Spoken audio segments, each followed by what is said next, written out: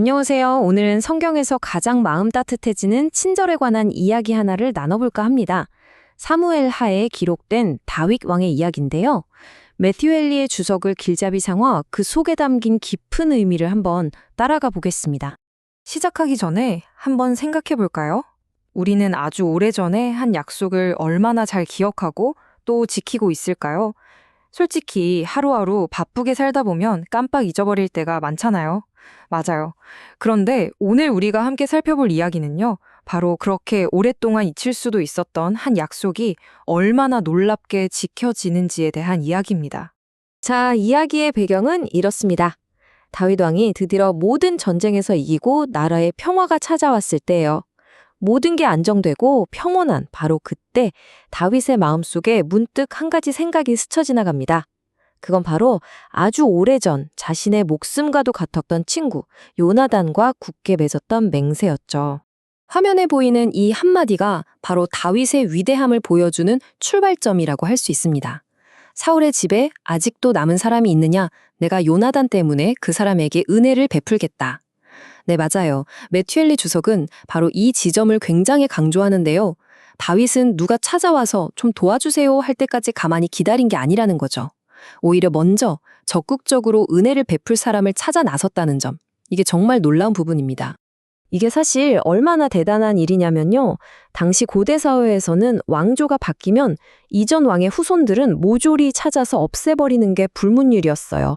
나중에라도 반란이 일어날 싹을 아예 잘라버리는 거죠. 그렇죠? 그런데 다윗은 완전히 정반대의 길을 갑니다. 어쩌면 자신의 왕위를 위협할 수도 있는 옛 정적, 사울 집안의 사람을 찾아서 오히려 은혜를 베풀겠다고 하니까요. 이건 그야말로 파격적인 선언이었던 거죠. 바로 이 점이죠. 세상의 왕들은 자신의 권력을 지키기 위해서 경쟁 가문을 뿌리째 뽑아버리는 걸 당연하게 여겼습니다. 하지만 다윗은 달랐습니다. 그의 자비는 어떤 정치적인 계산에서 나온 게 아니었어요. 오직 자신을 지키시는 하나님에 대한 깊은 믿음, 그리고 이미 모든 것을 용서한 그 마음에서 우러나온 행동이었습니다. 그런데 흥미로운 점은 다윗이 자신의 행동을 그냥 친절이라고 하지 않고 하나님의 은총이라고 표현했다는 거예요. 여기에는 뭔가 특별한 의미가 담겨 있는 것 같네요. 네, 아주 중요한 지적입니다. 매튜 헨리 주석은 여기서 세 가지 깊은 의미를 발견하는데요. 첫째, 이 약속은 하나님 앞에서 한 것이기 때문에 약속을 지키는 것은 곧 하나님께 신실함을 보이는 것이라는 의미고요. 둘째, 자신을 죽이려 했던 원수의 가문을 용서하는 것은 죄인을 용서하시는 하나님을 본받는 행동이라는 겁니다. 그리고 마지막으로 이 모든 선한 일을 통해 결국 하나님께서 영광 받으시기를 바랐기 때문이죠. 다윗이 이렇게 수소문을 한 끝에 드디어 한 사람을 찾아내게 됩니다. 바로 요나단의 아들 무비보셋이었죠. 그런데 그의 형편이 정말 말이 아니었습니다. 할아버지 사울왕과 아버지 요나단이 전쟁터에서 비참하게 죽었다는 소식이 들려왔을 때 유모가 그를 안고 급히 도망치다가 떨어뜨리는 바람에 두 다리를 모두 저는 신세가 됐거든요. 그렇게 수년 동안 아무도 모르는 먼 곳에 숨어 지내면서 세상에서 완전히 잊힌 존재가 되어버렸습니다. 네, 그의 삶은 정말 비참했습니다. 한때는 왕의 손자였지만 이제는 두 다리를 저는 장애를 가진 채로 로드발이라는 황량한 땅에서 다른 사람의 신세를 지며 숨어 살고 있었죠. 그렇죠. 매튜 헨리 주석은 그의 상태를 깨진 그릇처럼 아무도 거들떠보지 않는 쓸모없는 존재였다고 표현합니다. 그야말로 어떤 희망도 찾아볼 수 없는 인생이었던 거죠. 그런 그가 하루아침에 왕궁으로 불려왔을 때 그 심정이 어땠을까요? 아마 이제 나도 죽었구나 하는 뼛속까지 스며드는 공포에 사로잡혔을 겁니다. 그래서 다윗 왕 앞에 엎드려 이렇게 말하죠. 이 종이 도대체 무엇이기에 왕께서 죽은 개 같은 저를 돌아보십니까? 이 말 속에는 자신의 처지에 대한 깊은 절망감이 담겨 있어요.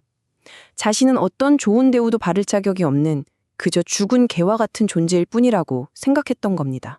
죽음을 각오하고 두려움에 떨고 있던 무비보셋. 하지만 다윗의 반응은 그의 예상을 완전히 뒤엎습니다. 네, 다윗은 그의 인생을 통째로 바꾸어 놓을 정말 상상조차 해본 적 없는 놀라운 은혜를 베풀기 시작합니다. 다윗이 베푼 은혜는 크게 세 단계로 나눠볼 수 있어요. 첫 번째는 두려워하지 말라고 말하며 그의 공포에 질린 마음을 따뜻하게 안심시켜 준 것이었고요. 그리고 두 번째는 할아버지 사울 왕에게 속했던 모든 재산을 그에게 돌려주면서 그의 무너진 삶을 완전히 회복시켜 주었죠. 마지막으로 가장 파격적인 세 번째는 너는 항상 내 식탁에서 함께 먹을 것이다 라고 선언하며 그를 왕의 아들 중 하나처럼 대우하고 존귀한 자로 높여준 것입니다. 그런데 다윗의 배려는 여기서 끝이 아니에요. 무비보셋이 두 다리가 불편해서 그 넓은 땅을 직접 관리하기 어렵다는 현실적인 문제까지 세심하게 헤아렸던 거죠. 맞습니다. 그래서 과거에 사울 왕을 섬겼던 종 시바와 그의 아들 15명, 종 20명을 불러서 무비보셋의 재산을 대신 관리하도록 명령합니다. 그야말로 무비보셋이 아무런 걱정 없이 왕자처럼 풍요롭게 살아갈 수 있도록 모든 기반을 완벽하게 마련해 준 셈이죠. 정말 감동적인 이야기인데요. 매튜 헨리 주석은 이 이야기가 단순히 과거의 한 왕이 베푼 선행으로 끝나지 않는다고 설명합니다. 네, 이 이야기는 앞으로 오실 더 위대한 왕, 바로 예수 그리스도께서 우리에게 베푸실 은혜가 과연 어떤 것인지를 미리 보여주는 아름다운 그림, 즉 하나의 예표가 된다는 것이죠. 이 표를 보시면 그 의미가 한눈에 들어옵니다. 먼저 신분을 볼까요? 무비보셋은 다윗의 원수 가문에 속한 아무 힘도 없는 존재였죠. 우리 역시 죄 때문에 하나님과 원수된 비참한 존재였습니다. 그리고 행동을 보면 다윗이 먼저 무비보셋을 찾아 나섰던 것처럼 하나님께서 먼저 우리를 찾아오셨습니다. 우리가 찾아간 게 아니죠.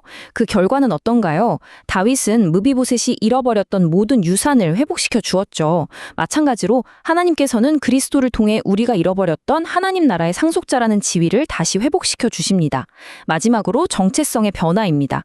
무비보셋이 왕의 식탁에서 함께 먹는 존귀한 자가 되었듯이 우리 역시 하나님의 자녀가 되어서 그분과 영원히 함께하는 놀라운 신분을 얻게 된 것입니다.